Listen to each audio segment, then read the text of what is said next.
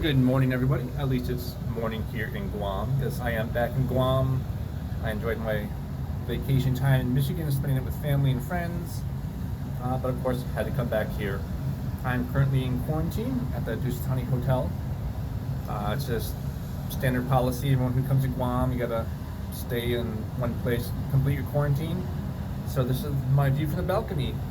For those of you who've never been here, welcome to Tumon, the downtown part of Guam. I'm going to set my phone down here real quick so I can have better access to the Bible, and I'm also going to sit down here. I have to prop my phone on something. Welcome to another brief bit from the Bible. We are continuing our brief series. I went to the Ark Encounter when I was home. If you've never been to Ark Encounter or Creation Museum, highly recommend you go there. Oops, sorry. So, as I was saying, a brief bit from the Bible, continuing our series on money and finances, and who knows where that will lead. Possessions, economics. The Bible is full of facts, philosophy, directions, commandments, a lot that can be studied on this topic. But as I have told you a few times, we're not going to do a deep dive into any of this. That's for you to do on your own. But we will be in 1 Timothy chapter 6 today, and I'm sure some of you will realize this is a passage that we had to come to because it directly speaks about money. And it's a question, is money evil? Let's start with that. A lot of people say, well, the Bible says money is the root of all evil. No, it does not. That is a misquote, and I'll read the full verse for you here from 1 Timothy chapter 6. We're going to start in verse 6. But godliness with contentment is great gain. For we brought nothing into this world, and it is certain we can carry nothing out. And having food and raiment, let us be therewith content. But they that will be rich fall into temptation, and a snare, and into many foolish and hurtful lusts, which draw men in destruction and perdition. And here's the misquoted verse, verse 10.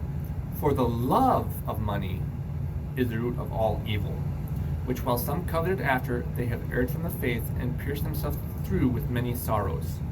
So it's not money that's the root of all evil, it's the love of money that is the root of all evil.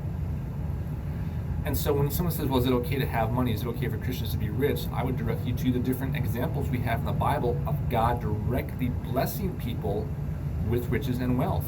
Think about Job. God doubled his possessions. Solomon became the richest man of his era, of his lifetime. Abraham was very rich with many flocks and herds. Think about Jacob, Israel, how his flocks and herds increased more than Laban's. So there are many examples in the Bible of God blessing people with riches. Go back to my series on blessings if you haven't watched that yet, and we talk about Caleb and Jabez and Abraham. But when it comes to 1 Timothy 6, I don't think, yes, the verse says the love of money, but is the focus on money? If you read all those verses, the focus is a contrast of contentment versus covetousness. And so the love of money, what is money? As much as that is a question, I think, of philosophy, it is also a question of economics and history. So does money mean in American dollars? It doesn't have to be. It's possessions. Because back in Bible times, there might not have been coinage. There wasn't cash money. There was some coinage because we know the Romans had coins at the time when Paul was writing this. But money doesn't necessarily have to be a monetary system. Money can be possessions that you use to barter trade or that you hoard. And so what this verse is talking about, with the love of money being the root of all evil, it's covetousness, it's greed, it's wanting possessions more than you want contentment. And so what Paul is writing here to Timothy is godliness with contentment is great gain. There's more spiritual to be had with contentment than you can get with physical riches. And that's the 5-minute mark. So I try to keep these brief in 5 minutes or less. So please do a deeper dive into this yourself. Let me know if you have any questions about this. Let me know if you have any questions about what the Bible may say about finances and money and economics. Give me some ideas, because I can't think of everything. So I'll do a few more of these. This is one of my favorite topics. I enjoy the stock market. If you're interested in a stock market lesson, let me know. I give those for free. I can recommend you different sources, recommend different sources to you.